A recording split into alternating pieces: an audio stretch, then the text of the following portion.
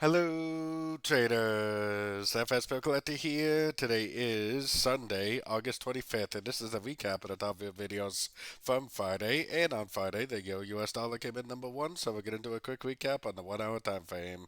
If you'd like to see the full down analysis of the Euro dollar from Friday morning, make sure you check out the video linked at the end of this video over here.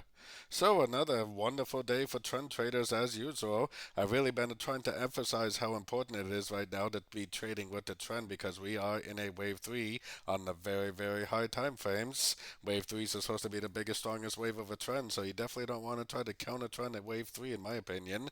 Definitely another nice 1, 2, 3 waves down. Technically, on Thursday is when it actually ended, but on Friday, right before the news, it made a nice little move down, nice little higher low.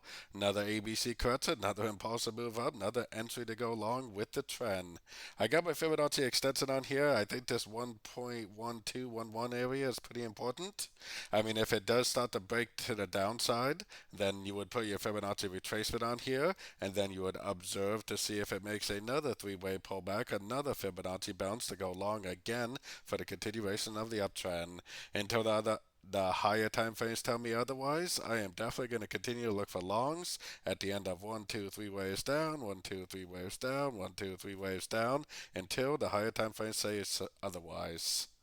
So don't forget to join my free Discord channel, which is linked down here in the corner. And as always, thank you and happy trading.